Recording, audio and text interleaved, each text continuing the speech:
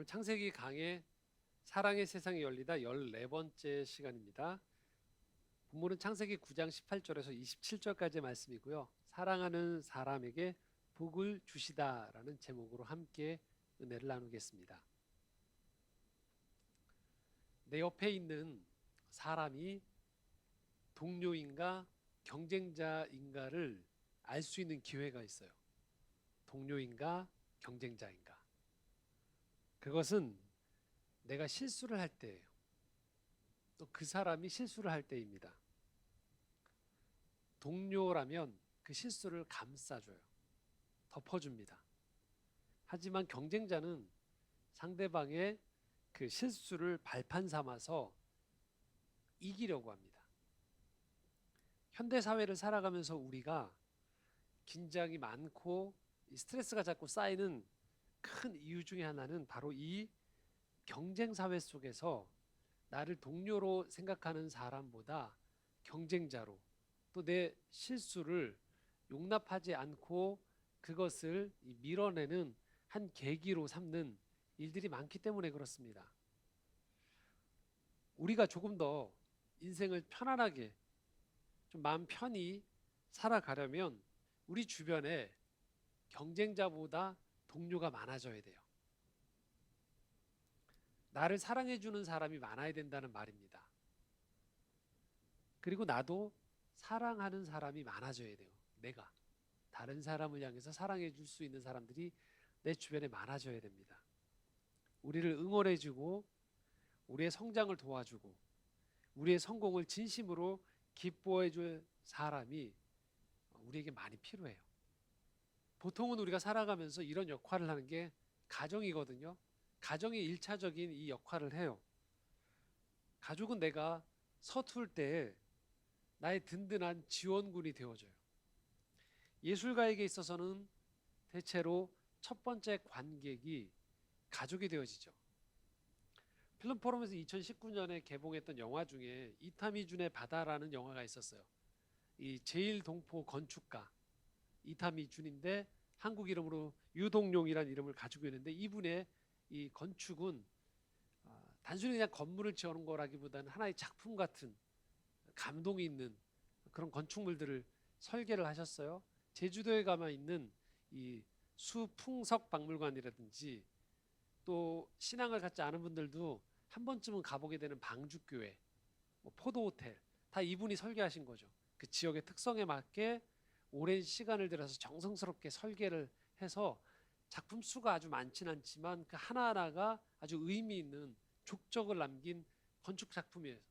저도 이 영화를 보면서 아주 많이 감동을 했었는데 이분이 이런 아주 감동이 될 만한 건축을 하나의 작품으로 만들어 놓은 이 한편의 예술가죠. 근데 이분의 첫 번째 집을 지었던 설계 고객이 누구였느냐? 저의 집 좀 설계해 주세요라고 부탁한 사람이 누구냐? 어머니였어요. 그러니까 처음 이 건축 사무소를 내고 아무도 의뢰를 안 하니까 아들에게 힘을 보태 주려고 의뢰를 한 거죠. 그게 자기 첫 작품이 돼서 거기서 실험도 하고 자기 꿈에 그 자기가 이상적으로 그렸던 여러 가지를 그 집에 포함시켰던 게 이 영화에도 나와요. 이런 겁니다. 훗날은 그가 사람들이 인정하는 어떤 예술가 또는 사회적인 위상을 확보하더라도 그의 첫걸음에서 그 가능성을 보고 지원해주고 믿어주는 것들은 대체로 가족이라는 거예요. 그래서 우리는 인생을 살아가면서 이 가족이 우리에게 참 힘이 되어지고 고맙고 내 부끄러운 모습들을 많이 알고 있는 경우들이 많죠. 그런데 가족이 꼭 그러냐? 꼭 그렇지만은 않아요. 어떤 경우에는 가족이 남보다 못한 경우도 있어요. 나의 가능성을 오히려 무시하고요. 지원은커녕 방해가 되어지거나 장애물이 되어지는 경우도 있어요. 내 연약함을 가장 가까이에서 보았기 때문에 오히려 그것을 더 빌미 삼아서 나를 비난하고 공격하는 경우도 있어요.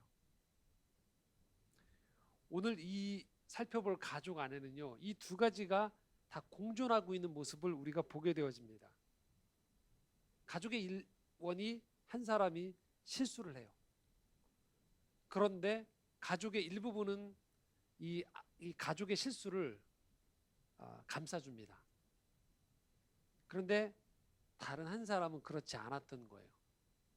바로 노아의 가족이죠. 자, 18절 19절 말씀입니다. 한번 같이 읽겠습니다.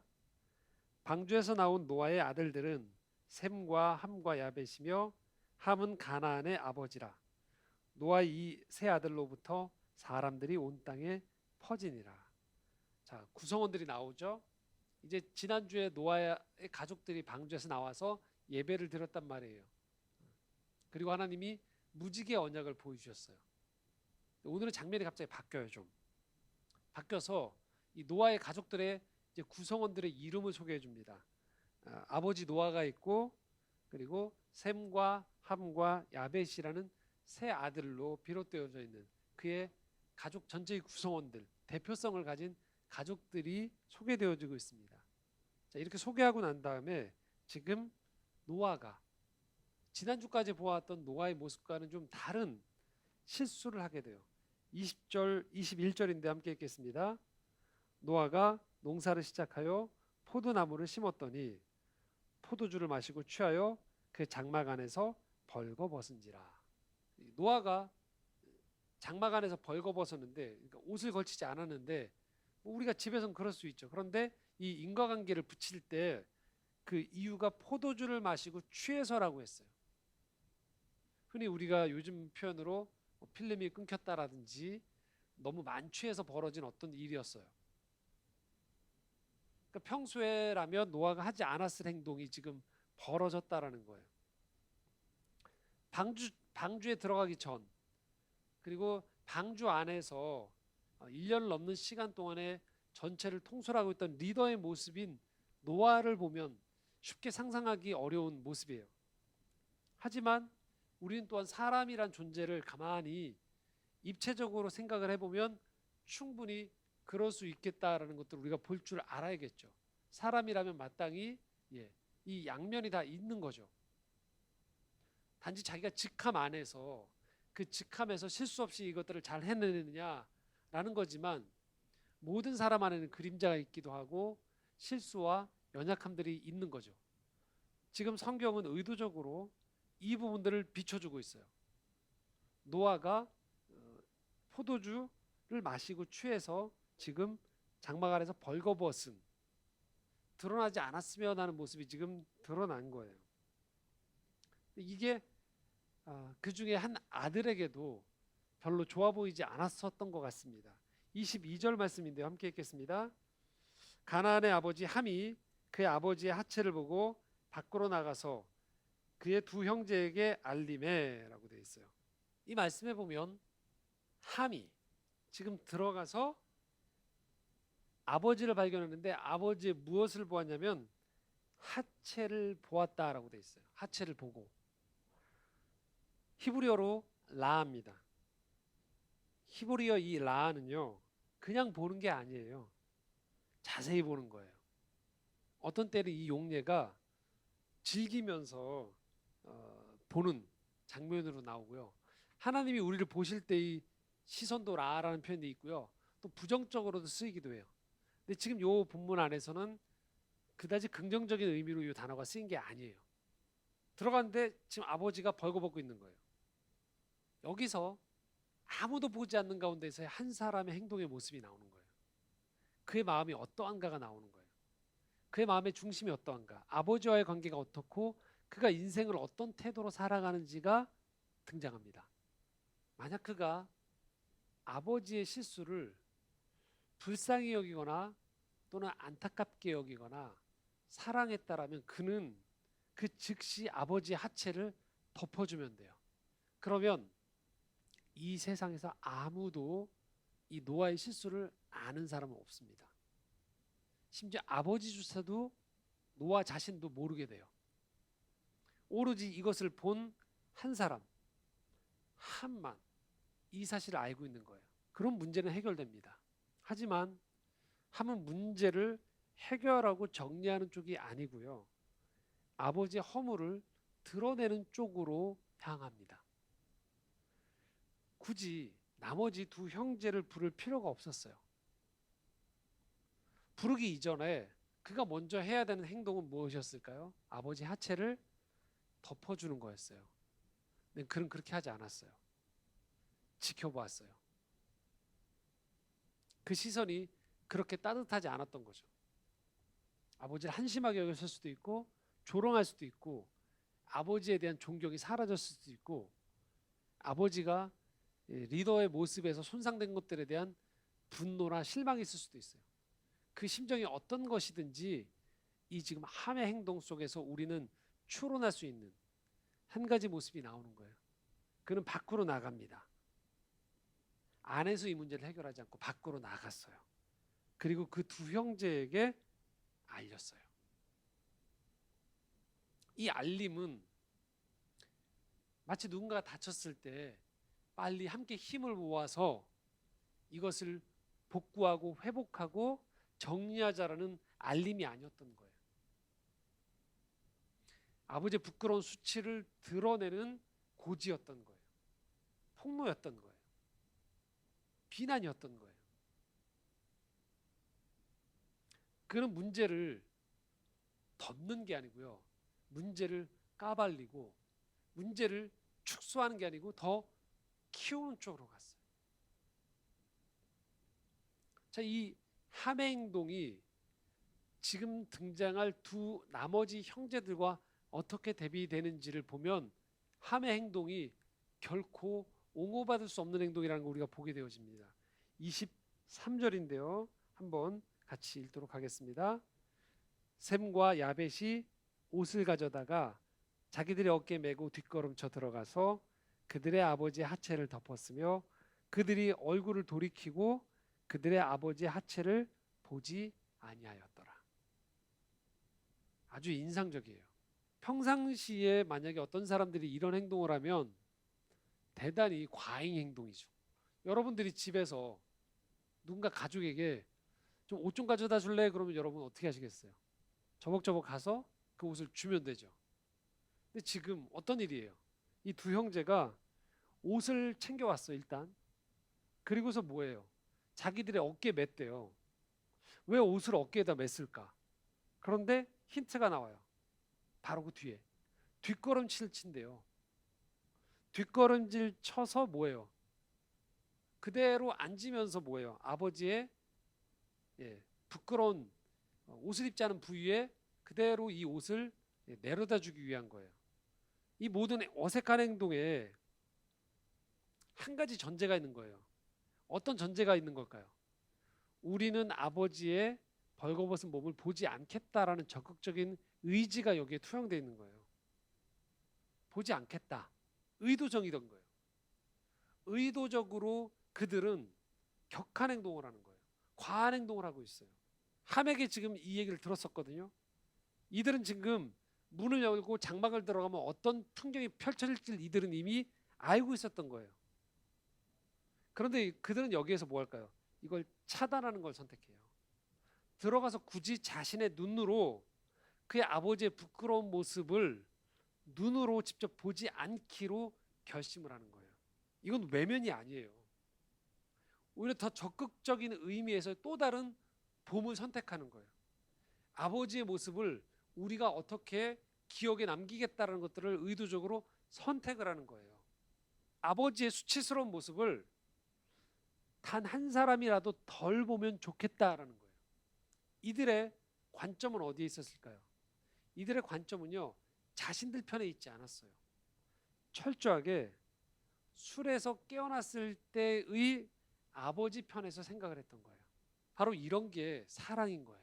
사랑은 내 편에서 생각하는 게 아니고 상대 편에서 생각을 하고 행동을 하게 되어지죠. 자기만 사랑하는 사람은 어떻게 합니까? 온통 자기 편의대로 해요.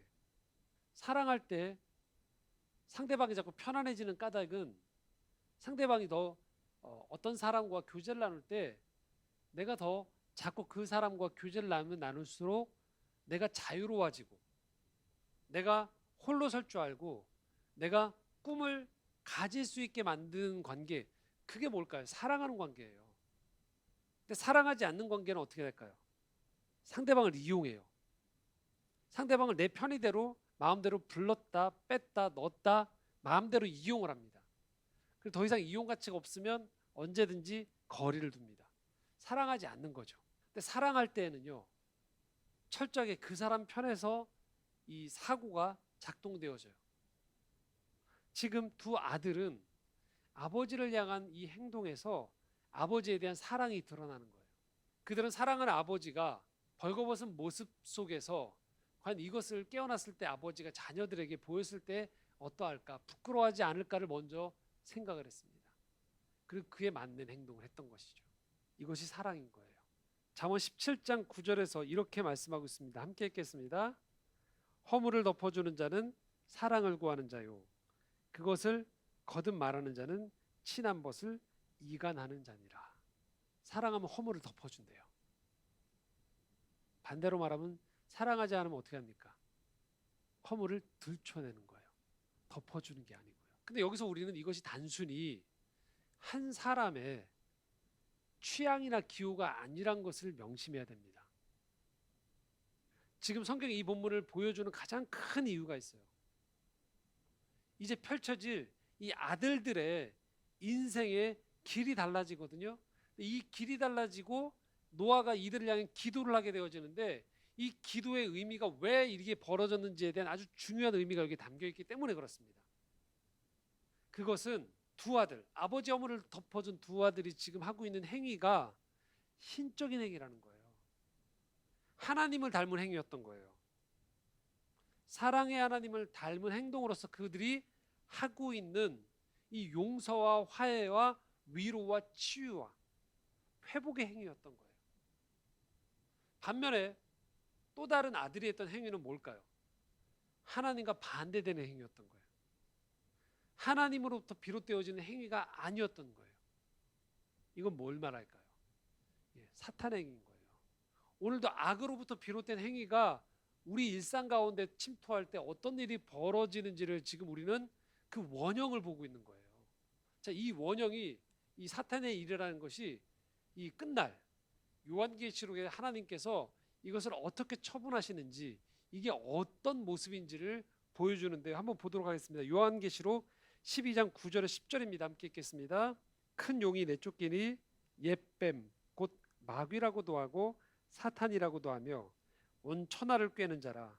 그가 땅으로 내쫓기니 그의 사자들도 그와 함께 내쫓기니라. 내가 또 들으니 하늘에 큰 음성이 있어 이르되 이제 우리 하나님의 구원과 능력과 나라와 또 그의 그리스도의 권세가 나타났으니 우리 형제들을 참수하던 자 곧 우리 하나님 앞에서 밤낮 참수하던 자가 쫓겨났고. 사탄이 쫓긴대요. 그런데 이 사탄이 지금 했던 일이 있던 거예요. 10절에 뭐라고 나옵니까? 하나님 앞에서 뭐 한다? 밤낮 참수하는 거예요. 고발하는 거예요. 계속 단점을 드러내는 거예요. 세상의 어두운 것들을 계속 가지고 오는 거예요. 하나님이 끝날엔 이것들을 처분하신다는 거예요. 천국엔 더 이상 그래서 이런 식의 폭로와 고발과 이런 방식의 어둠을 드러내는 게 없다라는 거예요. 하나님은 허락하지 않는다라는 거예요. 우리가 세상을 살아가면서 우리는 잘 주목해야 됩니다. 이것이 하나님으로부터 비롯된 빛의 마음과 행동과 열매인지를 봐야 돼요. 그렇지 않을 때 벌어지는 모습을 우리는 여실히 살아가면서 생생히 목격합니다. 계속적으로 노출하고 까발리고 폭로하는 거예요. 상처가는 곳을 계속 파고 들어가서 더 큰 상처를 만들어내요. 부러진 사람이 아예 넘어지도록 만드는 거예요. 그러나 하나님은 끊임없이 넘어진 사람을 이렇게 세워주세요. 상처를 보듬어 주세요. 실수를 덮어주세요. 연약함을 끌어안아 주세요. 이게 하나님의 방법이라는 거예요. 이게 하나님 나라의 일인 거예요. 그러나 사탄은 끊임없이 사람들의 삶에 치고 들어와서 분열시켜요.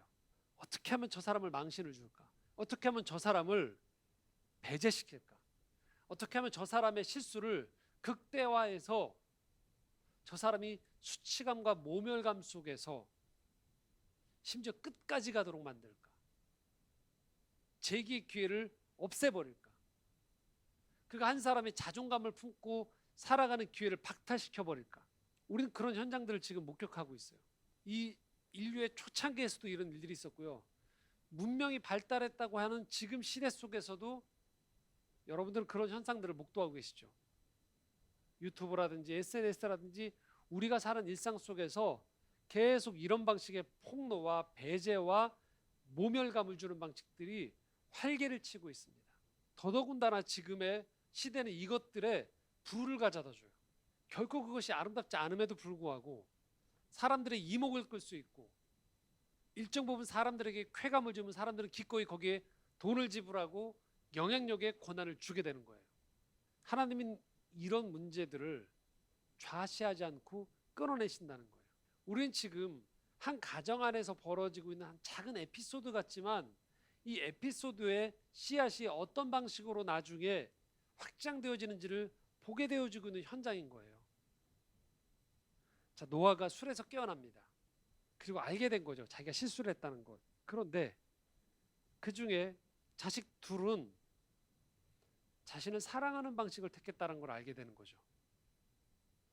다른 자식 하나는 뭐예요? 어둠의 일을 했구나. 하나님으로부터 비롯되어진 행동이 아닌 방식을 했구나라는 것들을 보게 되어졌던 거예요.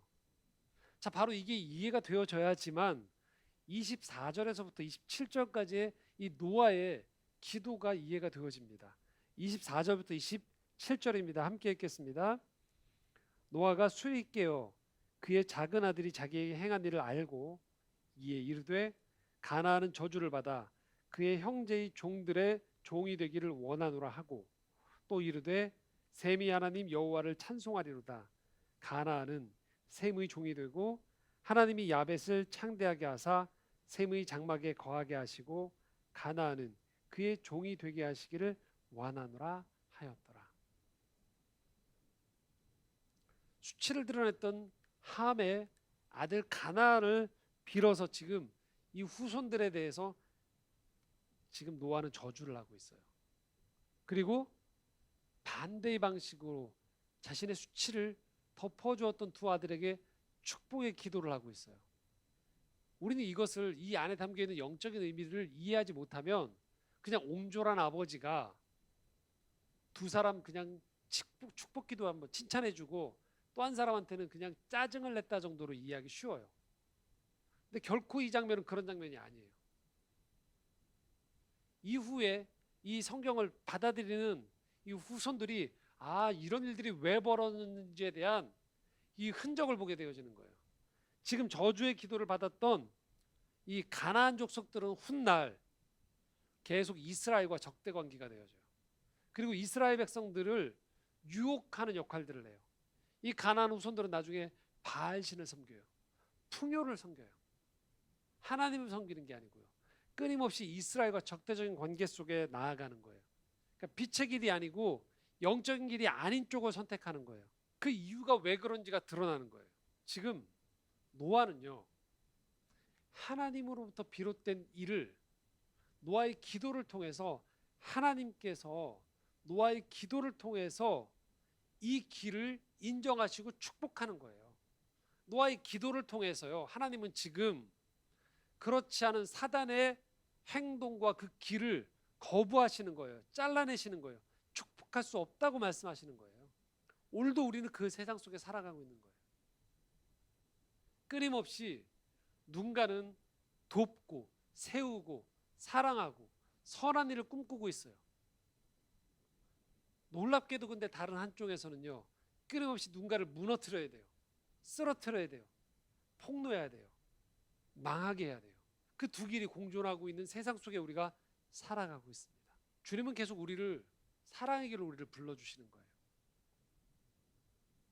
끊임없이 넘어지고 쓰러지지만 그 속에서 점점 하나님의 길이 무엇인지를 알도록 우리를 초청하시는 거예요. 복음서에 보면 가장 큰 혜택을 본 사람이 누구죠? 베드로였죠. 그는 스승을 배반했죠. 부인했어요. 3번이나. 그런데 부활한 예수 그리스도는 그 배반했던 베드로를 찾아가서 어떻게 이야기했습니까? 네가 나를 사랑하느냐라고 물어보셨죠. 그의 허물을 지적하는 방식이 아니고요. 그에게 사랑을 요청하셨어요. 사랑의 길로 그를 다시 초대한 거예요. 그 부끄러웠던 인생 베드로는 비로소 스승이 말했던 이 땅에서 부활하기 전에 그가 공생애 동안 했던 그 길이 어떤 길인지를 깨닫게 됐던 거예요. 이 길이 사랑의 길이었구나. 이 길은 경쟁의 길이나 이 길은 누군가를 더 내가 너보다 훨씬 낫다라는 의로움의 싸움의 길이 아니었구나라는 걸 알게 되었던 거예요. 베드로의 나머지 사역은 그래서 사랑의 길로 갔던 것이죠. 베드로가 이 글을 쓰게 되었던 것들을 그래서 우리는 베드로가 어떤 길에 들어섰는지를 자연스럽게 추론해 볼 수 있는 거예요. 베드로전서 4장 8절에 베드로가 이렇게 말하고 있죠. 함께 읽겠습니다. 무엇보다도 뜨겁게 서로 사랑할지니 사랑은 허다한 죄를 덮느니라. 이건 베드로의 머리에서 나온 얘기가 아니에요. 베드로가 경험했던 거예요. 자신의 그 무수했던 죄를 덮어주셨던 예수 그리스도의 사랑을 베드로가 경험했던 거예요. 영혼까지 깊이 경험했던 거예요. 그리고 그의 인생을 이제 사랑의 길로 들어선 사람이 썼던 편지였던 거예요. 무엇보다도 뜨겁게 서로 사랑하래요. 이게 하나님이 원하시는 길이고 이게 인간이 걸어갈 길이었던 거예요. 하나님은 오늘 이 길로 우리를 부르시는 거예요. 사랑하는 사람은요, 다른 사람의 허물과 죄를 덮어줘요. 사랑하지 않으면 들춰내요. 우리는 하나님께서 아담과 하와가 죄를 범했을 때 그들을 무화과 나무 잎이 아닌 가죽옷을 입혀주셨던 것을 기억합니다. 그리고 살인자 가인에게 하나님이 표를 주사 그가 또 다른 살해를 당하지 않도록 보호해 주셨던 것을 보게 되어집니다. 그리고 이제 이 이야기가 흘러 자신의 아들 예수 그리스도를 독생자 예수 그리스도를 이 땅에 보내심으로 말미암아 인간의 모든 죄와 허물을 그 십자가에서 다 담당하고 덮어줬던 그 사랑을 우리에게 보여주셨다라는 것입니다. 이것이 바로 복음인 것이에요. 이것이 하나님이 오늘 우리를 초대하시는 길인 거예요. 노아가 자신의 허물을 가려준 자녀들을 축복했던 것은 단순히 나의 창피함을 숨겨준 자식들을 고마워한 정도가 아니에요. 사랑의 삶을 선택한 자에게 주시는 하나님의 축복이 노아의 기도를 통해서 전달된 거예요. 우리는 종종 신앙생활하면서 용서하라, 사랑하라는 말씀을 자꾸 율법적으로 해서 그래요. 지켜야 되는 그냥 몇 가지 규칙 중에 하나가 되어진 걸로 생각해요. 근데 하나님은요, 우리에게 요청하시는 건 그게 아니에요. 사랑의 길로 들어서서 사랑의 삶을 살라는 큰 그림 안에서의 용서를 말씀하시는 겁니다. 이제 우리는 그래서 이 용서의 말씀을 다르게 보기 시작해야 돼요. 마태복음 18장 15절에 17절 같이 읽도록 하겠습니다. 내 형제가 죄를 범하거든 가서 너와 그 사람과만 상대하여 권고하라. 만일 들으면 내가 내 형제를 얻은 것이요 만일 듣지 않거든 한두 사람을 데리고 가서 두세 증인의 입으로 말마다 확증하게 하라. 만일 그들의 말도 듣지 않거든 교회에 말하고 교회의 말도 듣지 않거든 이방인과 세리와 같이 여기라. 죄를 범한 사람에게 어떻게 하라고 하는가? 조용히 찾아가요. 먼저 그 사람과 상대를 하면서 권고하라고 얘기하는 거예요. 우리가 오해하면 안 되는 게 죄를 덮어준다는 게 죄를 무마하라는 얘기가 아니라는 거예요.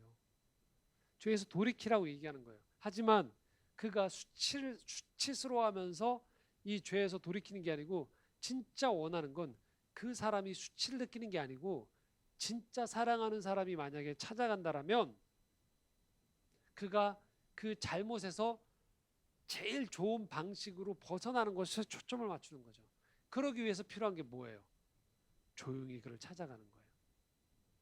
우리가 한번 생각해 보면 내가 누군가에게 잘못을 했을 때에도 조용히 그걸 깨달으면 내가 조용히 해결을 할 텐데 너무 많은 사람들 앞에서 공격을 당하거나 너무 많은 사람들 앞에서 내가 모욕을 당하면 방어적으로 우리가 그것을 부인하는 경우들이 생기거든요.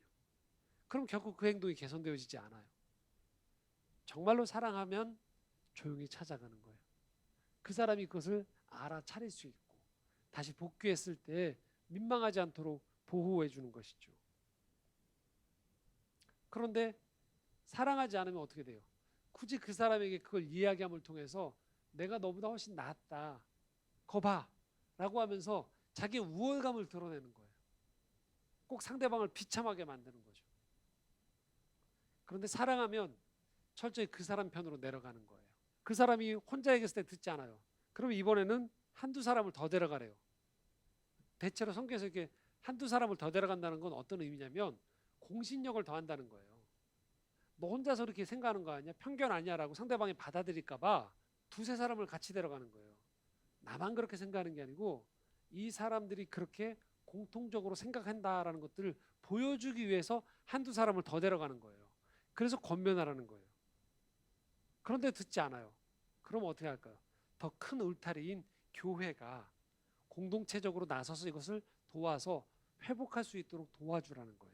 지금 중요한 것은 그의 잘못을 어떤 방식으로 드러내서 망신을 주고 그를 사회에서 매장시키고 제 귀에 싹을 잘라버리는 게 있는 게 아니고요. 그의 잘못과 연약함을 덮어주고 원래의 자리로 돌아와서 그 실패를 교훈 삼아서 더 나은 사람이 되어지는데 초점을 맞추는 것이죠. 그렇게 해야지만 21절 22절의 말씀이 이해가 되어집니다. 함께 읽겠습니다. 그때 베드로가 나와 이르되 주여 형제가 내게 죄를 범하면 몇 번이나 용서하여 주리이까? 7번까지 하오리이까?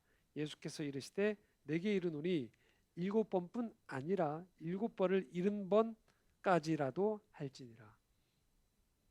여기 참 위로가 되는 말씀이 있죠. 여러분들이 자꾸 여기에 꽂히셔서 부담스러워요. 이 말씀을요. 7번을 70번까지라도. 근데 먼저 여러분들이 위로를 받으실 수 있는 본문은요. 21절에 보면 뭐라고 나오냐면요. 베드로가 나와 이르되 주여 누가? 형제가라는 단서가 있어요. 7번에 70번이 아니에요. 아무에게나. 형제란 단서는 뭘 말할까요? 가족 또는 사랑하는 사람이라면이에요. 네가 진짜로 사랑한다라면 용서해야지. 덮어줘야지. 언제까지? 끝까지. 사랑한다라면. 우리가 세상을 돌아가면서 모든 잘못을 다 나는 용서합니다라고 그렇게 얘기하라는 얘기가 아니에요.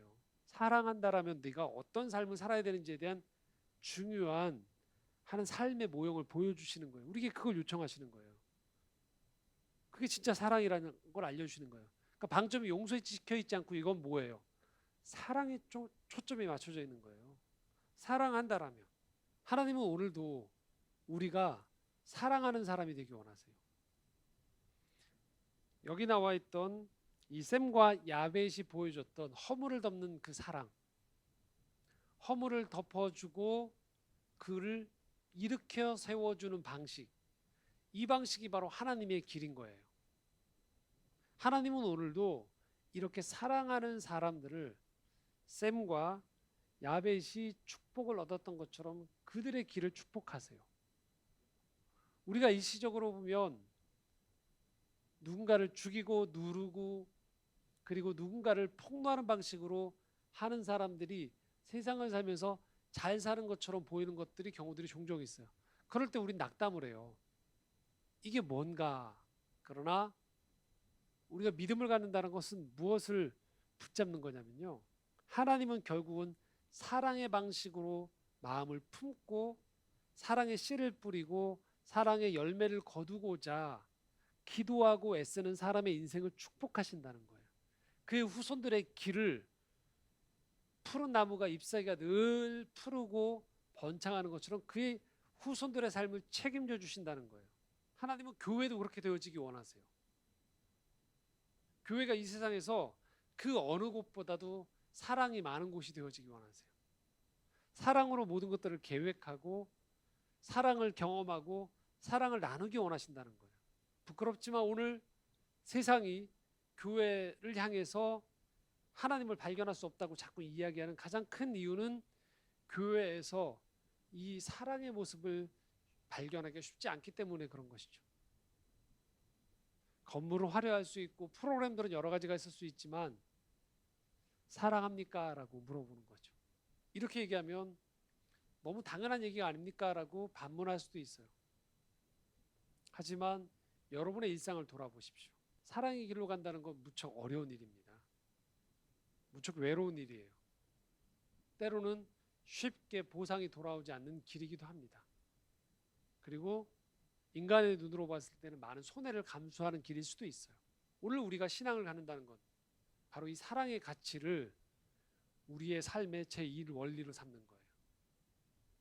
우리 삶이 다 마칠 때 내 인생을 돌아보면서 내 인생을 어떻게 살았는가라고 할 때 우리가 기꺼이 이 고백을 하고 주님 품으로 가기를 원하시는 거죠. 사랑하며 살았노라.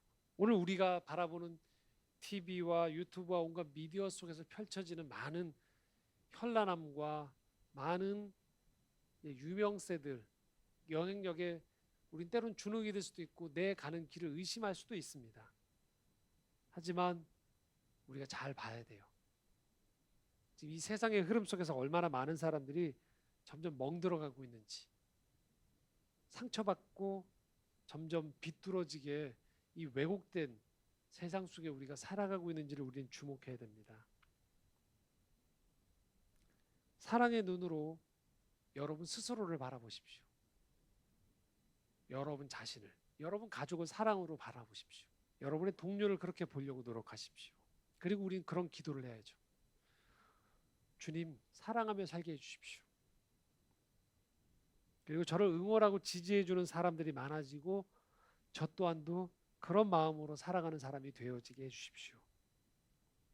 좀 더 따뜻한 말 한마디를 건넬 수 있고, 만약 여러분들이 리더라면 여러분들이 거해 있는 그곳에서 영향력을 줄 수 있는 그곳에서 제도를 바꿀 수 있고 그곳의 분위기를 바꿀 수 있는 그런 책임을 가질 수 있는 권한이 있는 분들이라면 마땅히 그렇게 변해갈 수 있도록 제도와 환경과 문화를 조성해 나아가기 위해 힘써야 된다는 것입니다. 그래서 그곳이 좀 더 온기가 흐르고 서로를 격려하고 성장할 수 있는 곳으로 바꾸어가는 것이 중요하다는 것입니다. 말씀을 정리하겠습니다. 우리는 싸우라고, 폭로하라고, 저주하라고 부름받은 인생이 아닙니다. 우리는 서로 보듬어주고 이렇게 세워주고 안아주고 사랑하라고 부름받은, 그렇게 지음받은 존재들입니다. 사랑하며 살아가는 한 주가 될 수 있기를 소망합니다. 기도하겠습니다.